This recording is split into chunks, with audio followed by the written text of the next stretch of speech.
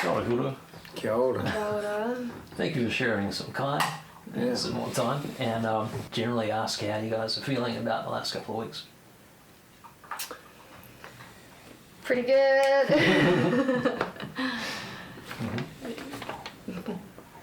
Yeah, feeling for those of us who've got more difficult things to deal with. But yeah, generally pretty blown away by, particularly what happened today. And the public response to what we did has been amazing. Yeah, it's probably whakaaro. Yeah. I think I'm relieved. I'm really relieved that we've been able to pull it off. There's been times in the past year, maybe 2, where we think, we're back to square one again. We're back to square one. How do you mean? Well, there were times when we were talking about the same thing over and over, about how the action would happen and stuff, just organisational stuff, and not seeming like we could get further than that. In hindsight, always benefit of hindsight, I think it was supposed to be like this. We were supposed to go through that process, especially with action as big as this. We didn't expect the positive reaction that we've been receiving, and how it's all come up, and people and it should be the people taking control of this kaupapa and taking it forward. I'm glad that we stayed together. Yeah. The 4 of you? Yeah, it was 4 of us. Yeah, for a lot of the time it was 4 of us. I'm glad we stayed and remained hard and together, and we battled through, and that we pulled it off. That people got in behind it to help us pull it off. We found some real gems in people that just turned up, and sometimes I think, I don't know how about you, Kelly, but I think, geez, are they really the full quid to listen to our harebrained idea? It's sort of like, I mean, we're doing it in earnest. We're being honest. We want it for the best of everyone. Yeah. But there have been times where I've need to slap myself and go, if you were hearing this out of someone's mouth that you just met, would you be convinced? Yeah. And so that goes to show you the type of person who's joined in, their beliefs, their support, and their courageousness, I suppose, to, believe in us as Te Waka Hourua to carry it forward. So I'm really grateful, really grateful for people like that. We never thought it would go this way. Can you tell us, describe what happened today from your perspective? It'd be interesting to know how many other activists, direct action protests have actually arrived in that kind of situation. Yeah. I've got no idea. But basically a couple of days ago we started having calls from Te Papa. Haimana was contacted initially, and our understanding of that is that it was really in response to how kaimahi, particularly Maori in Te Papa, were feeling. That meant that we were able to start having this conversation with Te Papa. And this morning we met with iwi leaders, Ngāti Toa, Rangatira, Te Atiawa, Taranaki Whānui ki Honeke, and the 2 CEOs of Te Papa, and had a wānanga, basically, had a chance to say what we wanted to say, and then talked about what we might be able to come up with to present to the public together. and managed to do that. There was an endeavour to do the Maori thing on the marae. Oh, yeah. So the kaimahi wanted to welcome us onto Te Papa, do the whole pōhiri service and that. That didn't eventuate. The police put roadblocks there, not Te Papa staff, CEOs as well. They were for that as well. It's the police who put those roadblocks in. For whatever reason, they can answer for that. But we found out afterwards that they don't have a right to do that, eh? Yeah. Because apparently trespass, if it's just trespass, which is all it was, the property owner can give you permission. Yeah, to go on. It says that on the trespass notice. However, I reckon they might have been hiding in a small room actually. yeah, well, it doesn't matter. It doesn't matter. There was an endeavour to go through a Maori process of restoration, and I really want to acknowledge the kaimahi of Te Papa who came up with that whakaaro as a way to settle disputes or stuff like that. Very Maori way of doing it. I embraced it because I like doing Maori stuff. I'm Maori, and I think that it's a good way to heal. And so that was the initial idea. Because of the police, we could only have that wānanga meeting, and in there we learned that there was goodwill on both sides, I suppose, and we got to guarantee that it would be open and transparent in the process going forward, that they're taking on board our message. The iwi were there to witness it, and so that gives me heart, and yeah, I'd have to say we never envisaged that part as part of the action when we first started planning it. That was we didn't conceive that could have been an outcome, and we're really heartened that it's become an outcome. So that's my initial feedback. Yeah, total big thanks to you and to everyone who came along and trusted that the intention was right, and then trusted that we'd done the planning, which we had. we had done the planning. But even the vibe at the training day beforehand, and all these questions popping up, like what about this, what about this, what about this, and that was a little bit confidence throwing for us too, I think. Confidence throwing? Yeah. Because we had come up with a plan, and then people were, which is always good, critiquing that plan and looking at where it could go wrong and blah blah blah. Right. And so that was a really important day that everyone who came along really contributed a lot to.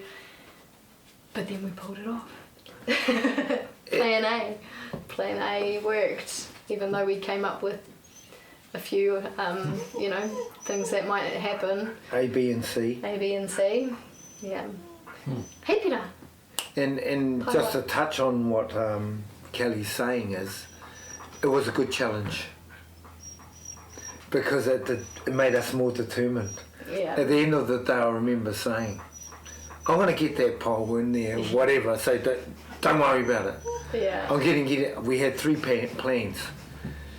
And so... I believed you when you said that too. I was like, oh sweet, nah, it's all good. It's like, he's getting it in there. I'm getting it in there.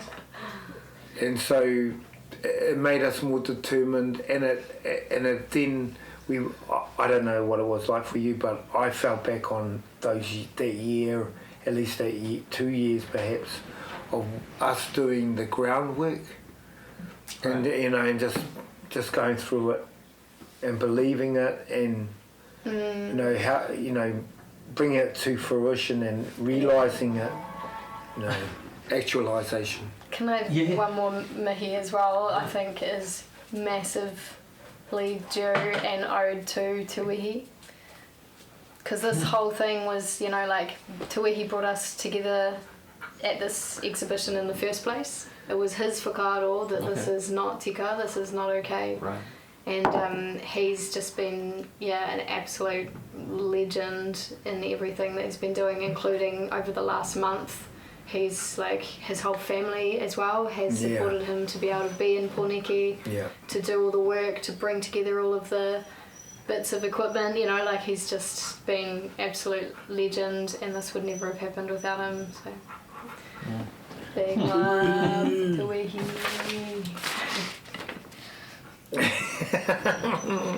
What's been the most interesting responses from the public that you've seen, or most encouraging, or most significant that you can list for us? Tell us about.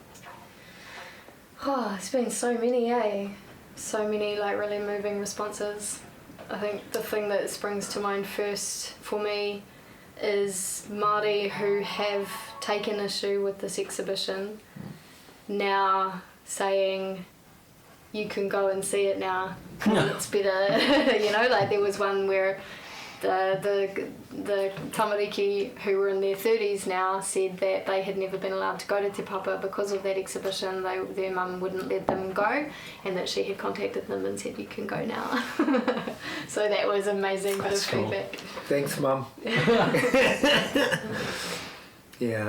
For me, there's many, as Kelly's mentioned, there's many, but what I really love is that our people are going in there and taking photos with it, and they're posting them. They're posting photos with that piece of art now and interacting with it, and you can see them, being happy and proud to be there now. Now that it's become an art piece, and their willingness to engage with it now. There's a willingness on behalf of, I believe, both Māori and Pākehā to engage with it now and learn. And what is this? What are we saying? What does this mean? And I think that's really positive when you can move a nation to start being real about some things and start wanting to have a conversation. So I'm full of optimism, and also as a I've got to say it, as a kaiako, as a teacher in the New Zealand education system. Don't get me started. But that we have the New Zealand history curriculum coming online this year. This is so poignant. This is that we've gone and done this, puts it front page on that curriculum. And if any teacher is out there saying to their children or their students, the treaty is a legal document, or the treaty is a translation of Te Tiriti, hopefully we've empowered those kids to turn around and say to that teacher, you're full of it. You're full of it. So, and I mean, I'm all about the future and the kids. And that's why I do my job. And so I'm really excited to see where they pick it up and where they go with it. And because it'll be interesting to listen to what they're saying. Yeah, that would be interesting. We should do a survey, do a focus group. Yeah. And the timing, I was just going to say, the timing wasn't something that we had premeditated to be as perfect as it was. We just felt like it needed to happen as soon as possible. And this was as soon as practicable for us. And just the fact that it has come up at a time when the treaty is being talked about as if it's negotiable, I think is just so pertinent. And I feel like, we did what we did, and it possibly got the amount of attention that it got as well because Te Ao Māori have been organising since the change of government, people have been organising and getting out into the streets, and so just super stoked that we could contribute something to this moment and allow for that conversation to happen a little bit wider than just Māori households who already know what Te Tiriti means, you know. Because on the back of that, there was a debate had in Te Waka Hourua about the timing, before the election or after the election. Some of the arrangements, the detail of our action weren't quite there yet, and so we said, okay, no, it's going to have to be after the election. And we had also taken on board some advice from some other people about whether or not it was a good idea to do it beforehand. We'll never know now. But I mean, it has landed, It has landed, and in a big way. The way he had the idea a couple of years ago, yeah? More than it's that, been over 2 years, Over 2 years. So we've been working towards this action for 2 years. Actually, like 2021 October, I think it was when we occupied Te Papa for the first time. That's right, Yeah, so that's over 2 years ago now. And that obviously came with its own pre-organising and, you know. Yep, right. And that was part of XR. That was another angle I wanted to go on too. The connection with the climate crisis, is that the point of the name Te Waka Hourua, the two hulls of the waka, the treaty or New Zealand history and issues and the climate, or is it the two treaty partners? There's multiple ways you can take it. Do you want to go? You go, Kelly, because in Te Waka Hourua we let the women speak first. Okay. So in Te Waka Hourua we're encouraging, amplifying female voices. I think I like what you just said. Te Waka Hourua is symbolic, obviously, and it could be seen as tanga te tiriti, tanga te whenua. Could also be seen as papa tuanuku me rangi nui. Could also be seen as justice, te tiriti justice and climate justice, which are two parallel kaupapa that we see as intrinsically connected.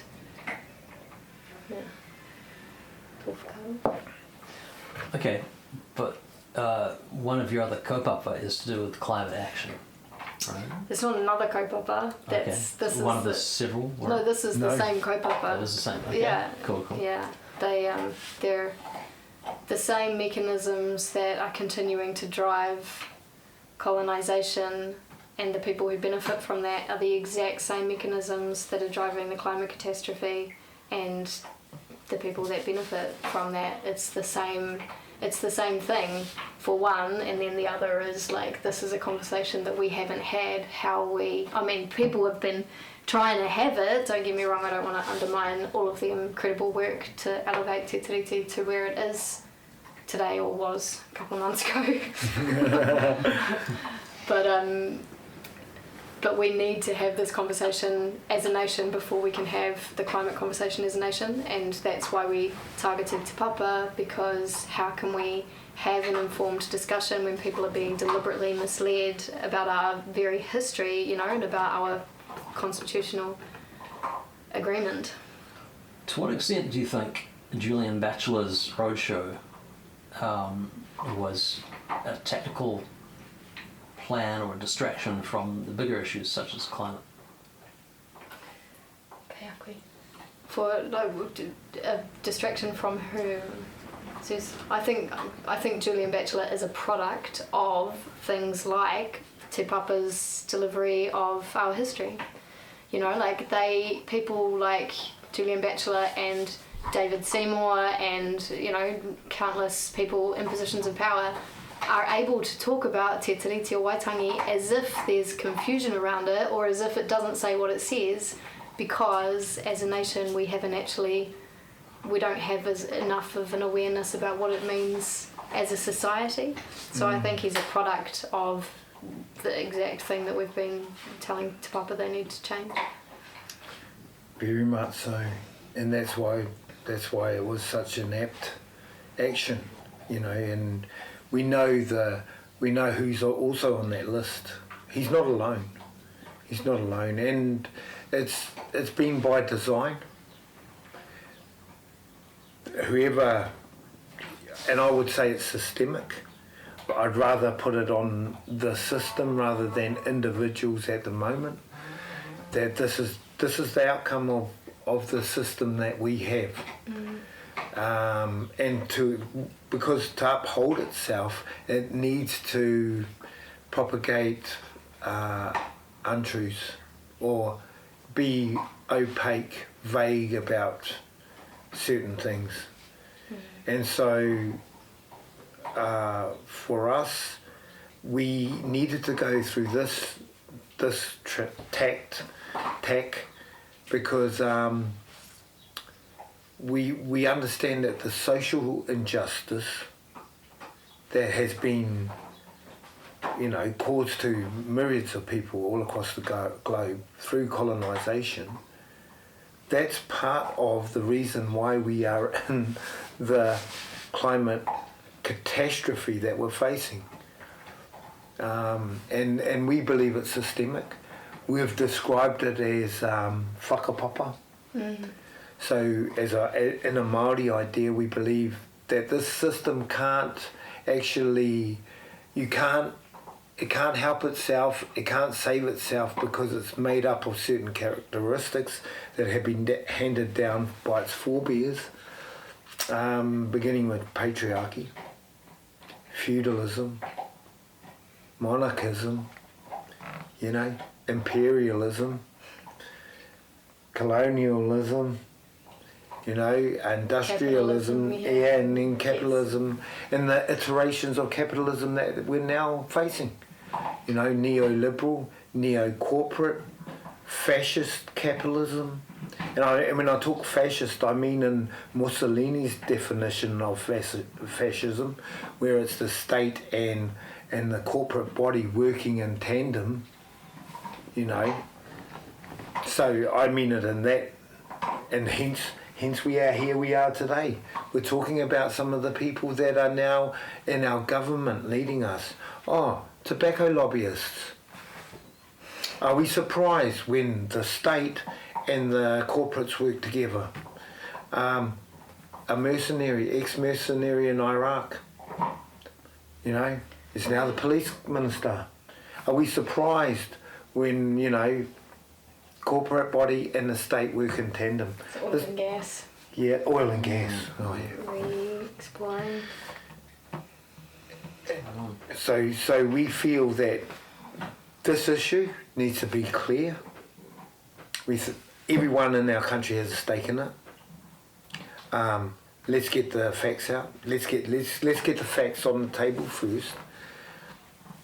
Because even if some people manage to get the referendum up, it'll be a fight all the way.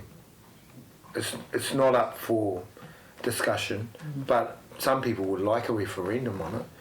Then the facts need to be there on the table, and people need to understand the facts. That opens up a whole big other kaupapa, because now I'm thinking like referendum isn't a good part of our system either. You know, like we need way better mechanisms to ask people how they feel about particular things, because if you don't have the education around it, how do you expect to have an informed decision? It's just like... And once, like Kelly's saying and suggesting, there's better ways of doing democracy. And I'm a big advocate of that. So is Kelly. So we're calling for more democracy, and we know who will be saying, no, you can't do that. We know who will be saying, no, you can't do that, and bring up every reason why you would not do that. But we're going to do it anyway. We're going to do it anyway, yeah. But there was an endeavour to go through a Maori process of restoration, and I really want to acknowledge the kaimahi of Te Papa who came up with that whakaaro as a way to settle disputes or stuff like that. Very Maori way of doing it. I embraced it because I like doing Maori stuff. I'm Maori. And I think that it's a good way to heal.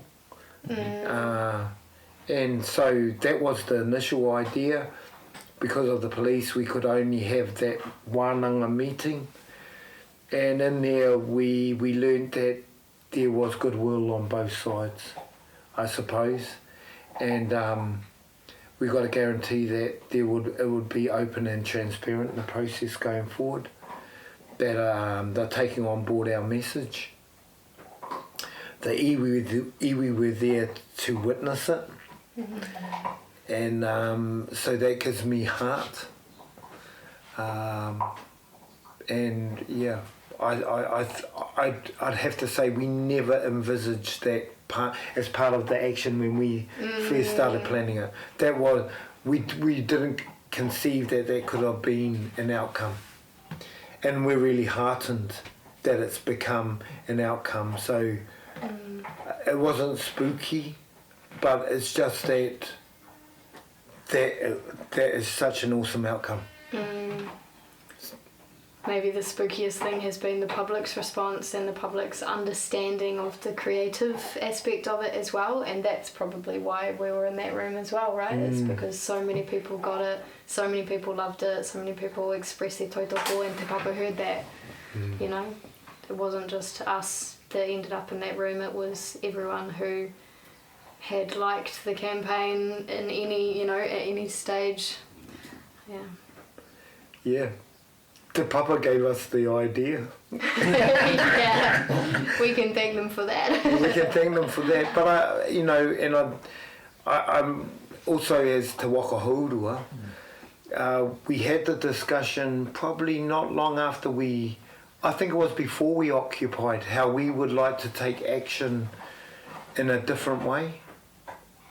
We've all been part of movements where we've taken combative action. And we've felt in the past it's been very much, and what we've learned through our times and our experiences, as being parts of these groups, is that it's not always combative. There are people on the other side who are open to the message that we're like, if not on our side. And so I suppose we're walking in the boots or in the path of people like Tamaiti. Create art, make it an art exhibition. Everything is art, and there's a lot of benefit in doing it that way. A lot of healing for the activists themselves, where it's not such a thing of where you're releasing a lot of that aggression, but also that other people are more receptive to it when it's an art piece and it can inspire. And so for me going forward, I think that all our actions, I don't know how you're feeling, but our actions should take on board all of these aspects in order to promote or forward the kaupapa that we're focusing on at the time. Also, I believe, when we come back to our main cause, which is Papa Tuanuku, me Ranginui, where are the artists in this conversation? The artists have the biggest job because they're the ones that translate all the gobbledygook science stuff that, you sit there and listen to them for about a minute and then you go, turn off. And something, percent of carbon goes, Our people are going to turn off. However, the artists can take an idea and then translate it so the message gets across to our people. And so they're an imperative part. They need to be part of the discussion, and they need to be getting the message out there. Otherwise, we're not going to reach our people. And I think not coincidentally, that's something that our individualistic culture has absolutely not given value to, is the arts. You know, it's fucking hard to be an artist these days. Correct. And I reckon we should go back to how it was with the Greeks, when they believed that if you were creative, that was the deities speaking through you. So they were like honoured, you know. It was like, give the artists anything they need. It's like, fuck yeah, that's true, right? And that's probably got some truth as to how, as a species, we've been on such a big evolution, you know, is because we're able to conceptualise ideas in creative ways that can reach a lot of people.